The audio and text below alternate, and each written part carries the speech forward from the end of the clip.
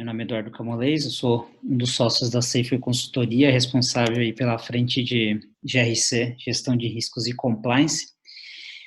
Vou falar um pouquinho sobre plano de continuidade de negócio e procurar focar um pouco mais em como que se trata questão de pandemia, né? Algumas das melhores práticas para a pandemia em relação ao plano de continuidade. Aqui está a agenda, dar uma timeline aí do que aconteceu até o momento, qual a importância da realização do BIA em si, que a gente começa com as melhores práticas de maneira mais geral, como desenvolver as estratégias de recuperação, né, o estabelecimento da governança e do comitê de gestão de crise, como você faz o gerenciamento da crise, e aí o último ponto é entrar especificamente aí em prevenção, preparação para crises, né, e o suporte em função de pandemia em si. A SEI foi, falando bem rapidamente, aí, nós estamos no mercado desde 2007, somos uma consultoria focada em segurança da informação, no formato one-stop shopping, tá? Com a ideia de ajudar os nossos clientes a tratarem processos, tecnologia e pessoas, atendendo de ponta a ponta as necessidades aí. Todos os nossos profissionais são certificados em segurança da informação, a gente já tem aí quase 500 mil horas de consultorias, né, prestadas, né, e trabalhamos com atualmente 22 parcerias para oferecer a parte de tecnologia em si, de segurança da informação, né. Não é focado em um ou dois fabricantes em si, na verdade a gente trabalha em formato consultivo, entende qual é a real necessidade do cliente e ajuda na aquisição de solução, tá? Eu peguei emprestado esse slide aqui de uma apresentação que o próprio Guilherme fez na semana passada. Não vou falar muito do Covid em si, porque já é um assunto que está todo mundo ouvindo todos os dias aí, né? Só dar uma timeline rapidinho. E em dezembro foi identificado o Covid lá na China. A primeira morte foi confirmada lá em janeiro, né? No dia 11. Ainda no dia 13 começou a disseminação para Tailândia e Japão. Para o final de janeiro, houve, né, a primeira transmissão direta de vírus confirmada. Até então se especulava que vinha de animais, né? Foi em fevereiro, 25 de fevereiro, foi confirmado o primeiro caso no Brasil. Passamos aí o carnaval meio que ilesos. Em março, a Mastercard fechou escritórios em São Paulo e Nova York, e a XP já anunciou que faria home office. Em 7 de março, também a Amazon, Google e Facebook partiram para o home office, ou seja, já estava se espalhando e já estava tendo uma série de ações das empresas no sentido de tratar a crise, né? 11 de março, a OMS declarou que era um estado de pandemia, ou seja, né, já havia transmissão em diversos países, e dia 16 de março teve o primeiro óbito aqui no Brasil. Dia 18, a estimativa é que 50% das empresas já entrariam em home office, né? A gente está aí nesse momento, está vivendo isso aí, muitos de vocês que estão aqui estão em home office ou não estão trabalhando, exatamente por medidas em relação à pandemia, né? Eu vou falar esses próximos 4 slides, eu vou falar bem rapidinho, porque são as melhores práticas em si para a gente chegar no tratamento na elaboração de um plano e tratamento de uma pandemia, tá? Só vou falar esses 4 slides aqui, vai parecer chovendo molhado para boa parte de vocês que já conhecem as melhores práticas, mas é só para alinhar todo mundo, chegar no mesmo nível de conhecimento e saber a importância de cada uma dessas fases para a gente chegar no tratamento específico de uma pandemia. A gente começa fazendo análise de riscos de indisponibilidade da empresa e logo na sequência faz o BIA, né, que é o Business Impact Analysis, que é o impacto caso algum desses riscos se materialize. né? Aqui a gente costuma dizer que é o coração do PCN, né? A parte mais importante em si. A gente faz baseado em entrevistas, conversa com os gestores de todos os processos em si. Dentro dessas entrevistas é que a gente pega as informações mais importantes, né? Quanto cada processo de negócio pode ficar parado, quanto ele pode perder de informação, né? Os tempos que ele dispõe para isso, o quanto se depende de tecnologia, de TI e comunicações, quanto cada processo depende desses elementos, o tempo em que ele pode ficar sem esse suporte, né? O correlacionamento entre os processos, o quanto um processo depende de um resultado de um outro processo, né? Às vezes tem um processo de faturamento que ele depende de um processo de cadastro. Então, se esse processo de cadastro estiver fora, você não consegue fazer faturamento. Então, qual é a correlação entre os seus processos, né? Você levanta todos os impactos intangíveis, né? O que você perde de competitividade, de concorrência, de imagem com a parada de um determinado processo, e o impacto também financeiro, né? O quanto você deixa de ganhar ou o quanto você perde de fato, o quanto você recebe de multa, caso você seja um negócio regulado, caso você tenha contratos por quebra de SLA, quanto você vai sofrer de punição. Então, toda essa parte do impacto financeiro.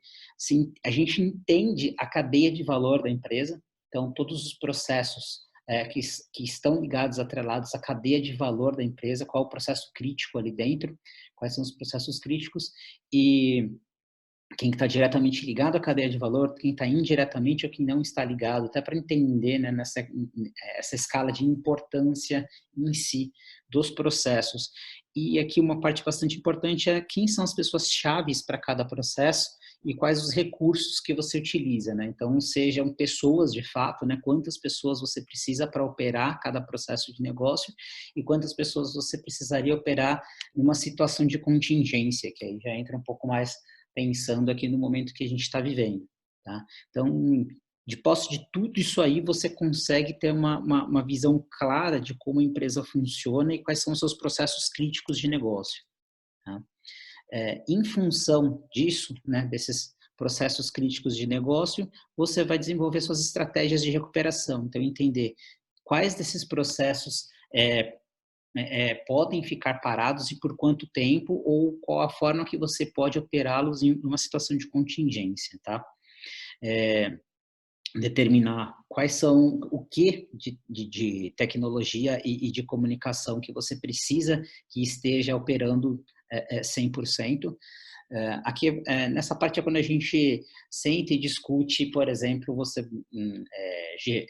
criar redundância, você contratar um outro tipo de serviço na nuvem para garantir que que a sua tecnologia e comunicação estejam operando, né? Então, em alguns casos é tão crítico que você, pensando no aspecto de tecnologia, tem que replicar a tecnologia, mas o que? Focada nos processos críticos, focada naquilo que é mais importante para você, não dá para você replicar a empresa inteira, né?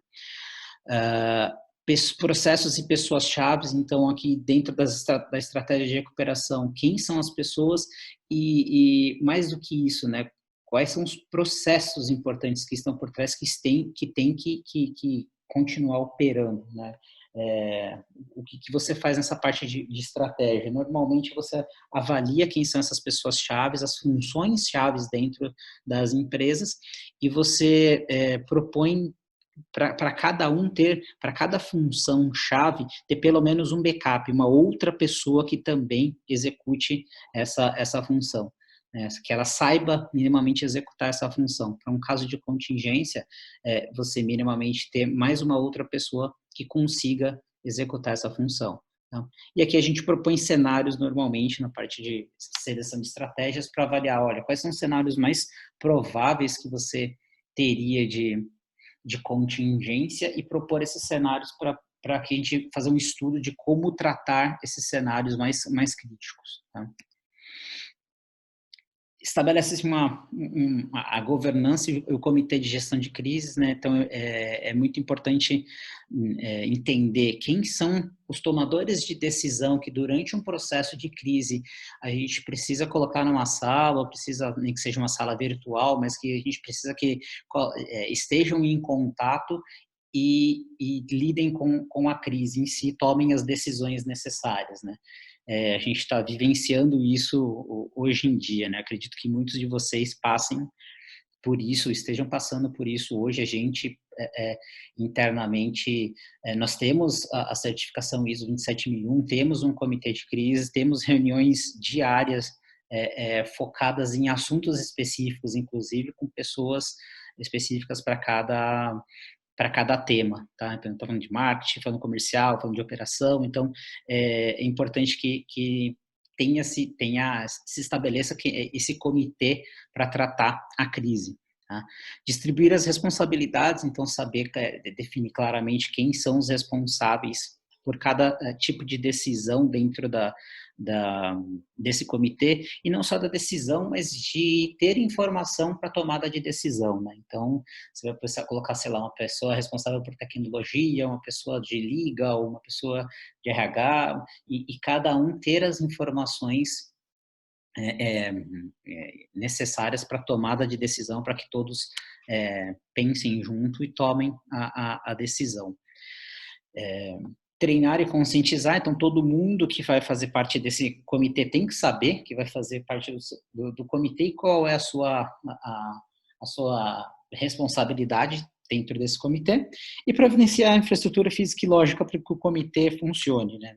No nosso caso, hoje em dia, a gente tem usado muito ferramentas de reunião online, está todo mundo em home office na Safe, então ter essa infraestrutura física e lógica para tocar um comitê de gestão de crises.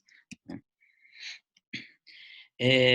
E aí, gerenciar, né? Tá gerenciando. Como que você faz isso? Um processo de gestão de incidentes, normalmente, por exemplo, né, a gente brinca, no dia a dia você está ali na sua empresa, você tem um processo de gestão de incidentes de TI. Então, quebrou um mouse, quebrou um monitor, é um incidente de TI. É um incidente de TI, mas ele gera uma crise? Não, você vai lá, abre um chamado, alguém vai substituir, tá ok.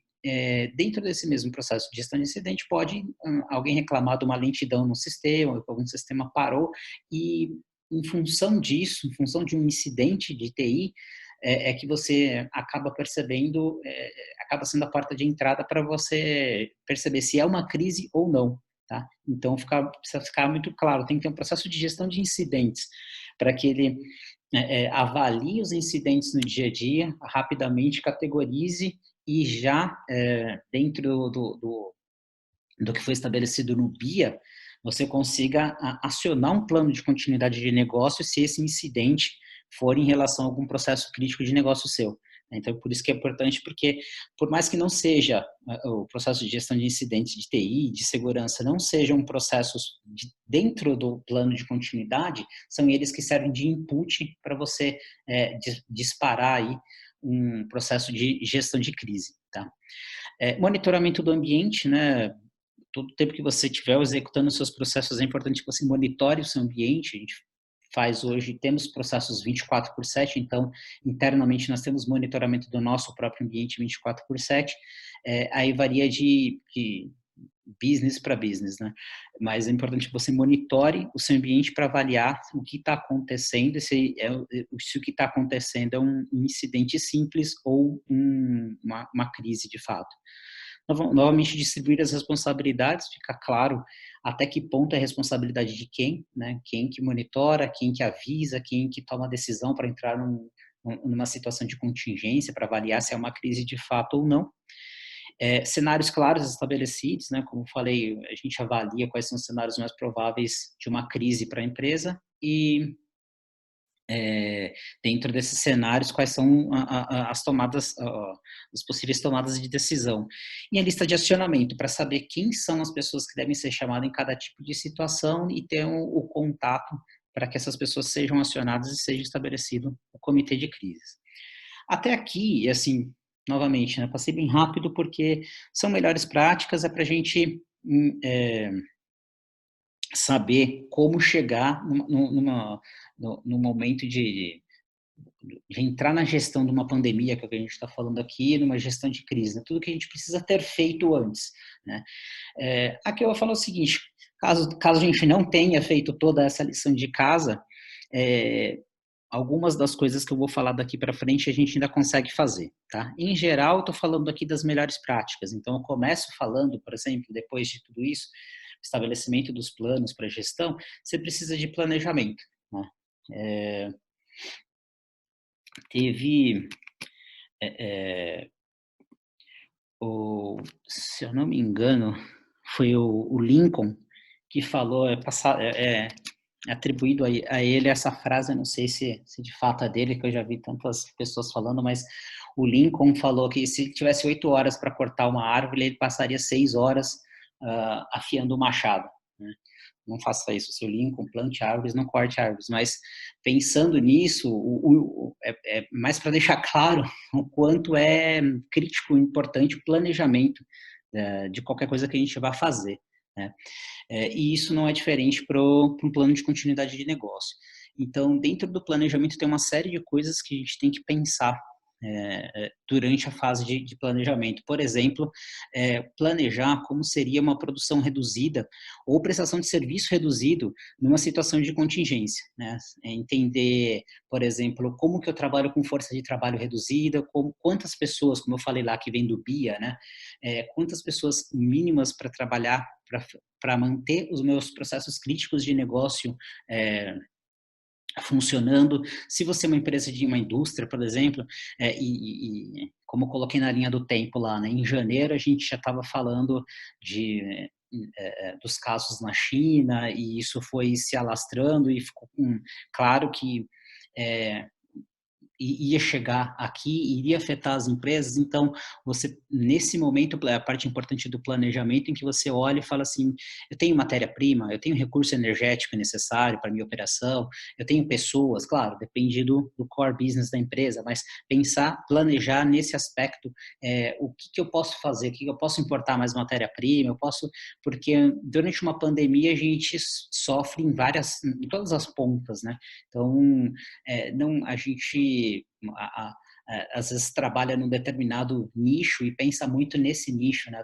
Trabalho com segurança da informação, todos os nossos consultores estão em home office, e para a gente parece que a crise para prover serviços para o cliente é relativamente tranquilo, mas se você pensar no mercado como um todo, cada um tem a sua dor, né? Então, você fala de uma empresa de uma indústria, por exemplo, mesmo que provavelmente vai ter uma queda na produção e na venda, mas muita coisa, por exemplo, ele já pode ter vendido, já pode ter acordado, já pode ter a necessidade de entrega, e inclusive com multas. Então, você tem que pensar no planejamento de repente, fornecer, buscar matéria-prima, trazer essa matéria-prima com antecedência, né? A força de trabalho para lidar com para lidar com a situação de crise, né?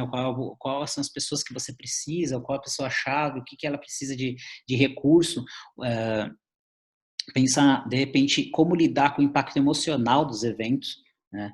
É importante a gente ter um plano, dentro do plano de continuidade, a gente normalmente faz um plano de comunicação. E esse plano de comunicação é tanto interno quanto externo, tá? E na parte do interno, de repente a gente entender também, pensar a forma com que isso vai ser passado para as pessoas, a forma com que, porque é uma coisa delicada, né? Então, é diferente de você falar de, falar de qualquer forma, por exemplo, de uma morte dentro da sua empresa, ou você se planejar para conversar, ter de repente um psicólogo para lidar com as pessoas envolvidas. Então, isso é importante, como antecipando, pensando no planejamento, né? Na parte prática, pensar também em cooperação entre empresas. Por exemplo, empresa aérea, a gente sabe que, por mais que exista concorrência, elas cooperam entre si também. Então, pensar assim, no seu caso, você consegue ter algum tipo de cooperação, seja dentro da sua cadeia de valor, seja com fornecedores ou seja até com concorrentes, né? O que de repente, durante uma crise, você poderia fazer. Passando para a próxima, revisão de políticas, né? Então, o que durante uma pandemia você teria que fazer que talvez no dia a dia você não fizesse, e para isso tem que ter sido estabelecidas algumas regras. Por exemplo, você vai falar de trabalho remoto, dessas coisas, como que você executa esse trabalho remoto, né? Ou você está se falando de redução de carga horária, essas coisas. Então, acho que no momento anterior você precisa avaliar, né, avaliar, por exemplo, acordos sindicais, entidades de classe, para saber se dentro do seu ramo de atividade você consegue, de fato, claro, também em relação à lei, mas às vezes tem acordos sindicais que permitem você oferecer férias coletivas, redução de carga de trabalho, e usar banco de horas. Então tem alguns acordos sindicais que são importantes você verificar e já estabelecer essa política, né, de como você atuaria numa situação de contingência, né? Definição de trabalho remoto, quais são as formas de você trabalhar remoto, quem pode trabalhar remotamente, né, em que condições que cada pessoa pode trabalhar remotamente. Não é todo mundo da empresa que consegue, mas a gente consegue fazer muita coisa remoto, sim. Só que precisa ficar claro quais são as regras para isso, né? Qual horário que a pessoa começa a trabalhar, se de repente você faz uma reunião de equipe logo no começo do dia, todos os dias, para definir as tarefas daquele dia. Então, assim, trabalho remoto funciona de forma diferente. Então, quais são as regras para que cada empresa trabalhe remotamente, né? Quais são as políticas de viagem de uma empresa durante um período de um período de contingência, né? Se você precisa fazer ou não, quem precisa, como pode fazer, quem pode dar autorização. Política de videoconferência, a gente tem visto aí até algumas piadinhas aí rodando, gente que tem passado por situações engraçadas em termos de videoconferência. A gente tem feito bastante, eu tenho visto muita criança entrando no meio da videoconferência. Não tem jeito, criança não entende, né, que o pai está trabalhando. Mas algumas regras, né, por exemplo, a gente nesse momento, nessa situação, a gente está usando bastante videoconferência e pede para que abra a câmera. Eu não abri aqui por causa da quantidade de gente que tem e pode dar dificuldade na transmissão. Mas, em geral, quando a gente faz reunião com 2, 3 pessoas, a gente abre a câmera. Isso gera empatia, a pessoa te vê do outro lado, tem as melhores práticas. Então, cada um colocar quais são as políticas de videoconferência para sua empresa, tá? Horários alternativos e locais de trabalho alternativos, né? Então, pensar se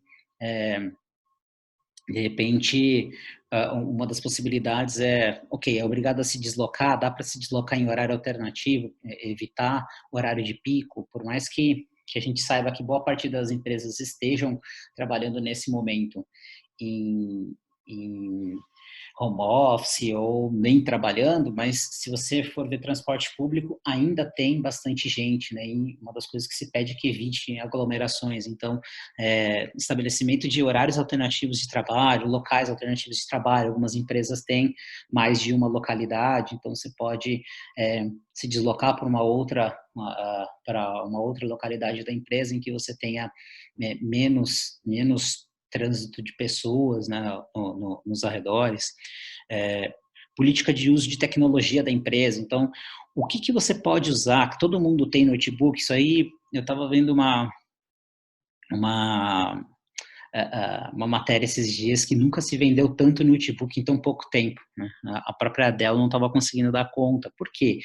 Porque muita gente não tem, né? Se for ver no dia a dia ali na empresa, você trabalha com uma estação de trabalho que é fixa na sua mesa ali. Você não, quem tem acesso ao notebook, quem deveria ter, quais são os recursos que você tem que usar, estabelecer padrões mínimos, né, para a utilização.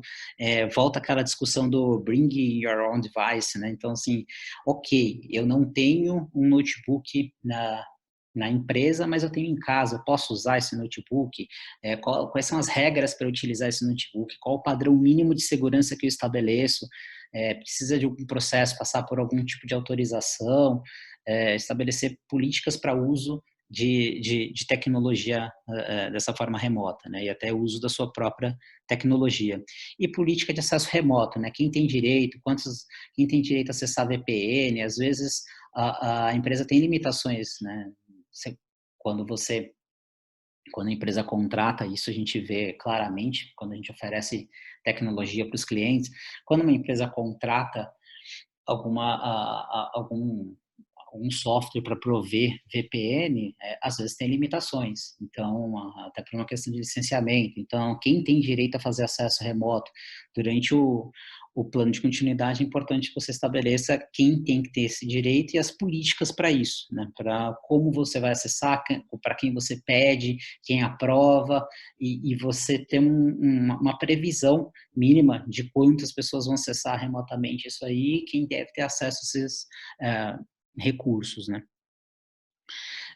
Uso de tecnologia, né? Então, se os sistemas internos estão preparados para isso, a gente tem visto muito hoje, falar muito de transformação digital, de uso da nuvem e tal, mas quando eu converso com clientes, a gente percebe que alguns dos clientes têm ainda tem legados, tem uma série de tecnologias que você tem dificuldade para uso, por exemplo, remoto, tá? Então, avaliar durante o seu processo, estabelecimento do plano de continuidade, se as tecnologias mais críticas que você precisaria utilizar, se elas funcionariam em trabalho remoto, tá?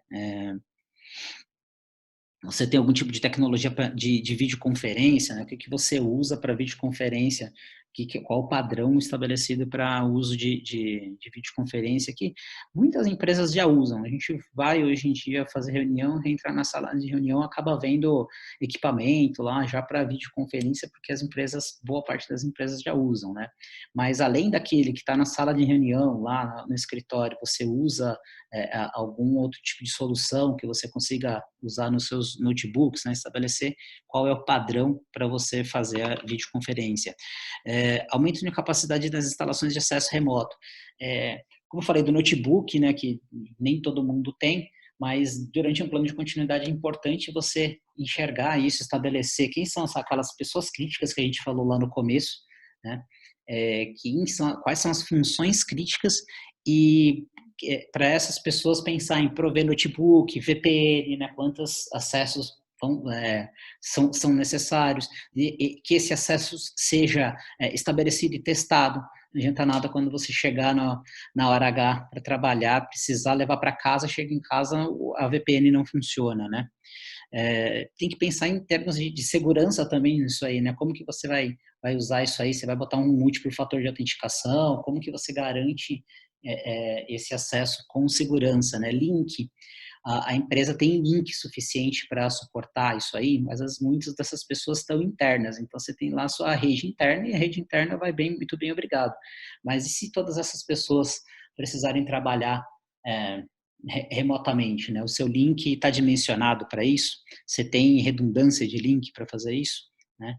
E contemplar também nessa parte maior uso de telefone celular e VoIP, né? Então, a gente tem se comunicado muito nesse momento agora de crise e é importante a gente avaliar para um plano de continuidade quem tem acesso a telefone celular corporativo, quem tem esse direito, quem utiliza ou não, e deixar isso claro no plano, tá? Passando para as pessoas, né? Como eu falei, quem são as pessoas chaves, né, é estabelecido no plano, e mais importante do que as pessoas, assim, não tirando a importância das pessoas, mas pensando no negócio, a função, a gente não pode personificar também, ficar só nas pessoas, né? Então, por mais que as pessoas sejam extremamente importantes aqui do lado pessoal em si, né, do lado da humano da coisa, mas pensando em processo de negócio, a gente não pode depender exclusivamente de pessoa X ou Y. Então, entender quais são essas funções chaves, estabelecer backup, treinar outras pessoas para que elas também ofereçam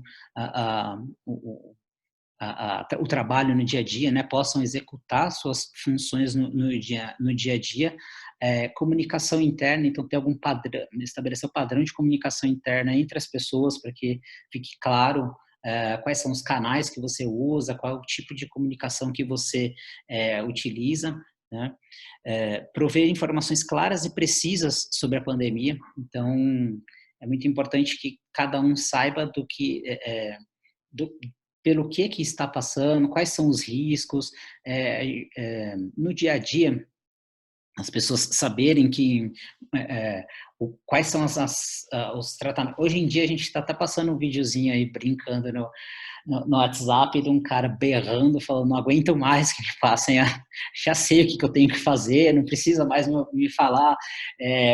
A gente vive uma era de informação e às vezes até de excesso de informação, mas é importante, sim, que a empresa ofereça informação para os seus colaboradores, tá? Então, hoje todo mundo sabe que tem que lavar a mão, que tem que cantar parabéns 2 vezes, todos os cantinhos da mão que tem que lavar, e o uso de álcool gel, que tem que ser 70%, mas todas essas informações têm que ser oferecidas, né, para os recursos durante uma situação de crise. É importante que fique muito claro. E prover cuidados internos, né? Então, pensar dentro da sua realidade o que você precisa prover de cuidado interno, desde, de fato, sabão, álcool gel em todas as localidades, intensificar a limpeza das áreas, maçanetas e de onde as pessoas tocam, até, dependendo do seu tamanho, ter, de fato, médico e atendimento ambulatorial na sua infraestrutura. Tá? Pensando em transporte, bom, se você for, como eu falei, né, se você for uma fábrica, por exemplo, o transporte pode envolver matéria-prima, pode envolver a parte do produto produzido em si, entrega, então pensar na contingência para todas essas pontas, né? Desde a chegada do produto, a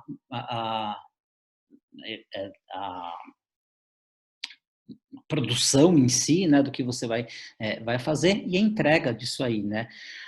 Tudo isso tem impacto durante uma crise, durante uma pandemia, né? Você tem indisponibilidade de pessoas para fazer isso aí, indisponibilidade de empresas para fazer o transporte, então prever isso aí e pensar a melhor forma de tratar, fazer algum tipo de contrato com mais de uma empresa, tratar o seu transporte de toda a sua cadeia da sua cadeia produtiva. Se for questão de serviços, pensar nas pessoas também, né? Então, quem são as pessoas que têm que executar? A gente, por exemplo, tem visto aí, a gente trabalha com alguns clientes que têm call center, né? Então, tem cliente meu que tem call center que conseguiu virar todo o call center para home office. Então, tá todo mundo atendendo de casa, lógico, numa situação de contingência, não consegue atender os mesmos chamados e tal, mas tem um mínimo de atendimento. Mas tem outros que não conseguiram. Então, como que você vai prover transporte para essas pessoas que vão ter que atender? Como que você vai garantir que eles cheguem até até o seu centro de atendimento, né? E às vezes até entre localidades, então você pode ter mais de uma localidade para executar os seus atendimentos e de repente garantir que o transporte entre essas localidades é uma das coisas que se falou bastante, é a distância entre as pessoas, né? Então, o mínimo de 1 metro entre uma posição e outra. Então, o que a gente viu o cliente nosso fazer também, ele tinha mais de uma localidade para atender e tinha localidade que era só para situação de contingência. Então, o que foi feito lógico, reduziu bastante a quantidade de pessoas e garantiu a distância mínima de 1 metro entre elas. E, para isso, foi utilizado também o prédio de contingência. Então, lá, algumas das pessoas passaram a atender no prédio de contingência, então garantir transporte para essas pessoas até o prédio. Tá? Falando de comunicação, né? Então, é importante que você estabeleça padrão de comunicação entre internamente, né, para os seus colaboradores, e não só o padrão da comunicação em si, mas assim, quem é a pessoa que vai falar, quem é o porta-voz da empresa, quem pode falar, de fato, oficialmente pela empresa, em relação aos colaboradores, aos clientes e aos fornecedores, né? Deixar claro para cada um deles o que está acontecendo, quais são as ações que você está tomando e passar uma tranquilidade que existe um plano que está sendo tratado e o que está sendo priorizado, né? A pior coisa que pode acontecer é a desinformação, né? Então, eles não saberem, tanto cada um desses três, né, colaboradores, clientes e fornecedores, não saberem o que você está fazendo, como você está fazendo, qual é o seu plano, né? Então, é importante ter um padrão de comunicação, estabelecer quem é a pessoa, quem é o porta-voz para fazer esse tipo de comunicação. Tá? Desenvolver, a gente normalmente dentro do plano de comunicação a gente estabelece alguns padrões de statements, né, de declarações que a gente poderia fazer para a imprensa, tá? Dependendo da sua empresa, você pode precisar fazer isso. E lista de acionamento de órgãos competentes, né? Quem que seriam os órgãos que você precisaria acionar dependendo, né? Defesa Civil, a polícia, bombeiro, estabelecer quem são os órgãos que precisam ser comunicados. E pensar em quais canais você pode utilizar, né? Principalmente nessas três pontas que eu falei, né? Colaboradores, clientes, fornecedores, qual o canal que você vai usar com cada um deles, qual que funciona melhor, vai usar o WhatsApp, você vai usar e-mail, você vai telefonar, entender a realidade de cada um deles e estabelecer um padrão para utilização. Você começa a falar pelo WhatsApp, de repente você manda um e-mail, então parece bagunçado, né? É importante que você entenda claramente cada uma dessas três pontas e estabeleça a pessoa, o porta-voz que vai falar com cada um deles e o canal que vai usar para cada um deles, tá?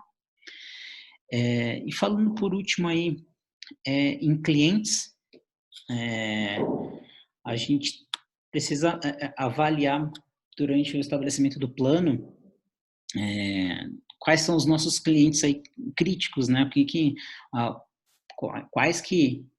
Para quais a gente oferece produtos ou serviços críticos e quais a gente vai ter que priorizar, né? Querendo ou não, talvez não dê para você atender todo mundo ou não vai conseguir manter o mesmo padrão de qualidade, né? Eu liguei no cartão de crédito esses dias e já tinha uma mensagem logo de cara avisando que o tempo era maior do que o esperado normalmente. Então, é esse tipo de coisa, você entender qual a sua capacidade de execução dos seus processos e qual vai ser a sua priorização. Tá? Por exemplo, a gente entender quais desses contratos que a gente tem envolve multa. Então, eu tenho multa, eu tenho um SLA para atender, eu posso ter uma quebra de contrato, incorrer em alguma multa, então focar nesses, por exemplo, que tenham multas, que tenham um impacto financeiro. Eu sou algum negócio regulado, né? Então avaliar se eu sou obrigado a seguir alguma regulamentação, senão eu posso sofrer alguma sanção também. Tá? Avaliar quais são os meus grandes contratos, os meus clientes, no fim das contas, quem paga a conta, né? Então, em quem que eu vou focar pensando, pô, esse cara é um grande contrato para mim. Pensando isso na continuidade do negócio, lógico, no dia a dia a gente tem que atender todo mundo com maior nível de qualidade, né? Mas numa situação de contingência não tem jeito, talvez você tenha que focar, tá? Estabelecer um ponto único de contato para cada cliente, então, para não ter, de novo, né, telefone sem fio, para não parecer que está bagunçado, para não falar uma coisa com uma pessoa, outra coisa com outra. Estabelecer um ponto único de contato, é você fazer a gestão do relacionamento com o seu cliente lá na ponta, tá? Para que ele entenda, de novo, né, ele entenda que existe um plano, que o que você está fazendo e que você está ali para atendê-lo da melhor forma possível, né? Deixa claro o seu plano para esse seu cliente, né? Explica para ele o que você está fazendo, é, e quando você está fazendo e qual a previsão que você tem de entrega. Perguntar para o cliente qual que é a prioridade dele, né? Entender isso, né, é importante que você entenda durante o planejamento, durante a elaboração do seu plano de continuidade, mas se você não tem isso, nesse momento sentar essa pessoa de contato, falar com o seu cliente e falar assim, qual que é a sua prioridade dentro de todos esses serviços que eu ofereço para você, o que é mais crítico para você, o que você precisa que tenha mais atenção, entender qual que é a prioridade do seu cliente, né? No fim das contas, a gente trabalha em função do nosso cliente. E, por fim, negociar condições, né? Entender olha, consigo te atender nesses serviços aqui, nos serviços A, B e C, mas esse D eu não vou conseguir. Eu posso estender o contrato, te oferecer isso mais para frente, eu posso te dar um desconto, eu posso te oferecer outro tipo de serviço, avaliar, negociar quais são os tipos de condições que você pode oferecer para ele para trabalhar voltando da contingência, você voltar a oferecer os seus serviços normalmente para ele, para que ele não se sinta também prejudicado pela situação e pela sua atuação. Tá? Em linhas gerais, essas são aí as melhores práticas, pensando já na ponta, numa situação de contingência, na atuação em contingência para uma pandemia. Dúvidas? Perguntas?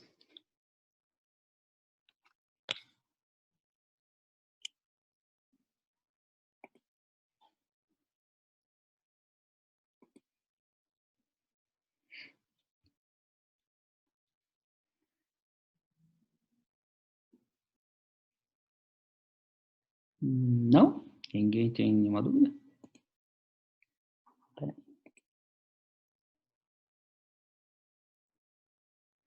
Bom,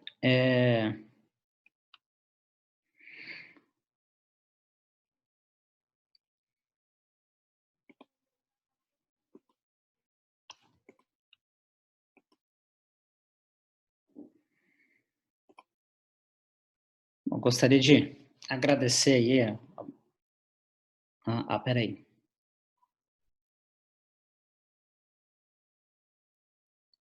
Deixa eu ver aqui.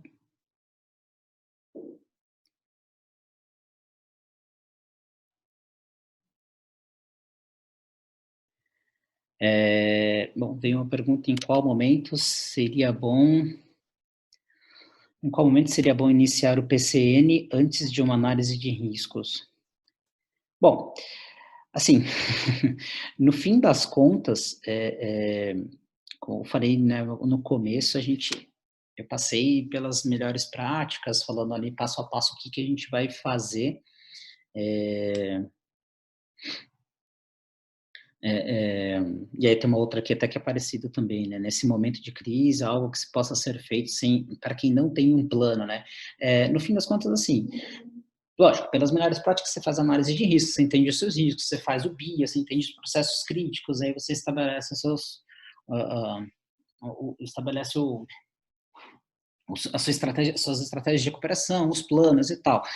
Se você não tem nada disso, a gente pode ir direto para essas melhores práticas no final, claro, vai ficar um pouco capenga, mas você entender, no fim das contas, assim, o que eu posso fazer, o que é mais crítico. Todo mundo tem um feeling já do que é mais crítico no negócio. Se você faz um plano e executa, entende direitinho, você vai entender o interrelacionamento entre os processos, isso vai ficar mais claro para você quais são os seus, o que suporta esses processos. Se você não tem isso, minimamente você com certeza sabe o que tem de mais crítico na sua empresa, qual que é o core business, o que você oferece para o seu cliente lá na ponta.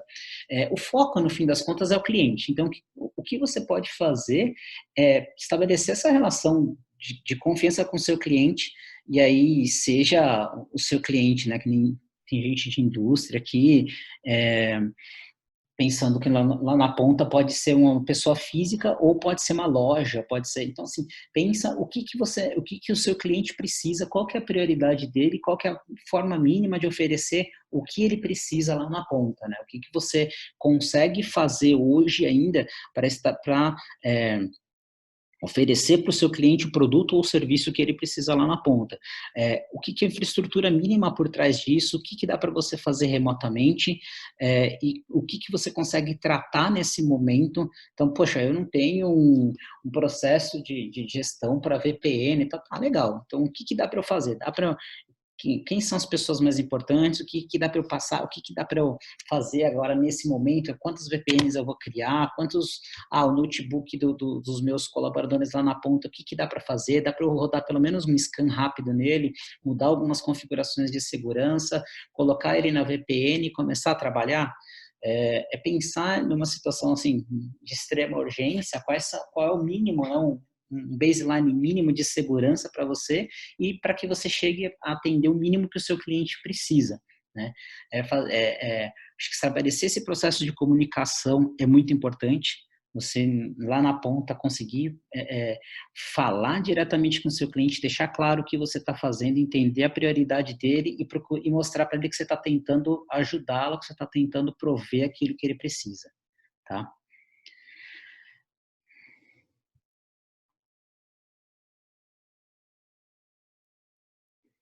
Estou vendo alguns comentários aqui. Em relação às políticas em si, bom, em relação às políticas, em geral, a gente cria uma política de continuidade de negócio e dentro dela detalha quais são as outras políticas dentro da contingência. É, Você, em geral, tem a sua política de segurança, tá? Dentro da sua política de segurança, você pode ter os outros documentos embaixo dele, embaixo da política, determinando o uso de VPN normalmente, o uso de recurso, né, de tecnologia, como que funcionaria no dia a dia. O que você pode fazer dentro da política de segurança da informação, especificamente, é, né, estabelecer alguns processos que você vai tratar em situação de contingência. Então, em contingência, eu posso fazer conceder acesso a VPN de uma forma diferente, por exemplo. Tá? Então, a gente detalha essas questões dentro da política de continuidade de negócio, e até me falaram aqui, verdade, né, assim, eu falei da 27.001, mas tem a 22.301, que estabelece as melhores práticas, estabelece o sistema de gestão, né, de continuidade de negócio, tá? Então, você pode até ter a certificação ISO 22301. Dá para ter a 27001, que é de segurança como um todo, e a 22301 focada em continuidade de negócio, tá? Lá tá definido mais claramente e mais detalhadamente tudo que você precisa para ter um sistema de gestão de continuidade, tá? Então, só falando dessa parte das políticas, a gente entende que as políticas, a gente estabelece uma política de gestão de continuidade, dentro dela, quais são as políticas em situação de crise. Bom, a gente está aqui, está à disposição, tá? Quem quiser falar comigo, quem quiser pode mandar e-mail, fiquem à vontade, entre em contato. A gente está à disposição para conversar aí, está aqui o meu endereço de e-mail, tá? Tiver mais alguma dúvida, alguma coisa, a gente consegue continuar o assunto aí, ver o que dá para ajudar cada um nesse momento aí de crise para continuar operando, beleza? Mais uma vez, muito obrigado a todos aí e tenham um excelente dia, um excelente final de semana. Tchau, tchau.